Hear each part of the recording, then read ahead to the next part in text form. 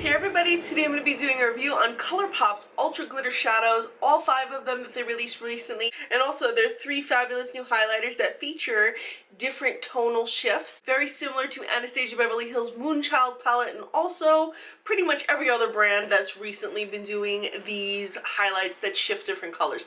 This is nothing new. I've reviewed a product like this a year ago, but it's nice to see that ColourPop, a very affordable brand, has jumped on the bandwagon. So what better way to start this review than with some swatches? So let's get started. If you're familiar about ColourPop shadows, these are very moist and soft to the touch, and the first shade I'm showing you guys is Cusp.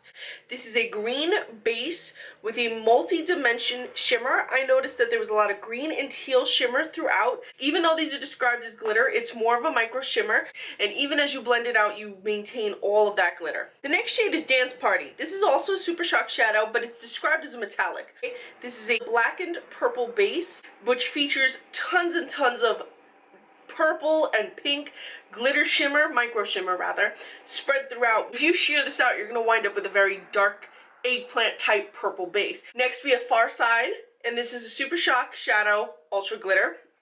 It's got a medium chocolate base with a golden glitter throughout, so this one you can really incorporate into your everyday and neutral makeup looks. The next shade is Arrow. This is a Super Shock Ultra Glitter shadow as well. And this has a copper type base. This one is the more tame than the other shades, in that the shimmer is a little bit less pronounced, a little bit matchy-matchy with the base shade itself.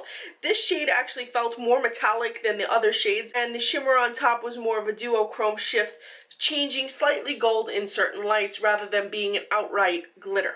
Next shade is Sailor. This is also a Super Shock Ultra Glitter. This one had a soft, peachy, pearlized type base with a white and almost teal turquoise shimmer throughout. This one was definitely very pretty for a highlight shade. I would wear this on the cheek, the inner corner of the eye, the brow bone, and definitely as a topper shade. I feel like all 5 of these shades offered something very unique. If you're looking for something super sparkly, super shimmery, use your finger to apply them thick and opaquely. Use a dense brush to paint them on thick and opaquely. If you're using a fluffy brush to blend these out, you will lose a little bit of that shimmer, but you're not going to experience the fallout that you would with a typical glitter shadow or shimmer shadow. Moving on, let's look at some highlighters. So these highlighters are pretty much the same as their normal highlighters in terms of formula. Very soft, creamy, do not set down. These will migrate, so keep that in mind when you're applying it. You can apply it to a smaller area and know that later on in the day they're going to be a little bit further. So if you want to stop that a little bit, apply it over powder. Spray a setting spray and it'll help it stay put just a little bit more. But these are not going to set down like their shadows do, or like their contour shades do, or their blushes do. That being said, we have 3 shades. We have Honeymoon, we have Perilune, and Over the Moon. So these all have celestial names to them, which I think is unique and special, and definitely a nod to Anastasia Beverly Hills Moonchild palette. Now the first shade I'm showing you guys, the first shade I want to talk about is Over the Moon, and this is a white base, and this has a purpley pink shift. This is pretty much just like the shadows I showed you guys. It has that ultra shimmer in it, and those shimmery particles, they're going to reflect pinkish purple, but the base is going to remain like a kind of icy white.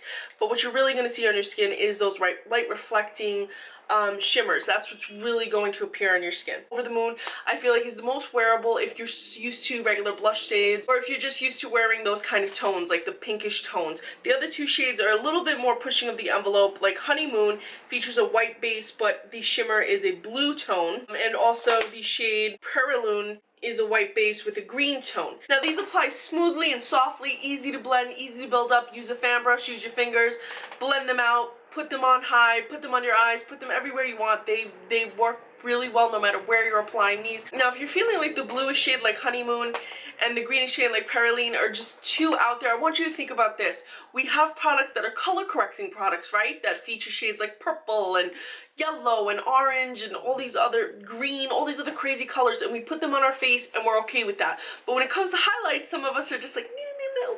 I want you to think of it this way. When you're putting these products on the face, they don't always look too out there. They can actually help to color correct your skin. If your cheeks are prone to being way too red, if you put on a highlighter that has a little bit of green, it's going to neutralize that just a little bit. So I suggest you give it a try for something like that. Today I'm wearing the blue highlight, which is Honeymoon, and as you can see, it's not as garish as you would expect. So if that deterred you, if you're like, oh, blue, green, these colors are crazy, you know, maybe if you can, try them. If you have a friend that has them, maybe try them on the skin because they're not as off-putting as you would think. If you're wearing these at full opacity, they're definitely not like everyday office wear kind of face makeup. But if you're doing a sheer wash of these shades, or if you're using them on your eye to brighten up your eye, you're definitely going to get used to them for every day. I know they're not everyone's cup of tea, but if you have a friend that has it, or if you're just like, you got $8 burning a hole in your pocket and you want to try something new, it's cheaper than getting Moonchild from Anastasia. You're going to save money. If you want to try that kind of trend, this is an easy way to try it without spending a lot of money. But I feel like if you get the chance and you do try them, I think that even though they do push the envelope, it's pushing it in a good way, if you know what I mean. It's not like Jeffree Star's black highlighter. It's not absurd. It actually works and it's functional. My personal opinion is that it's a fun trend.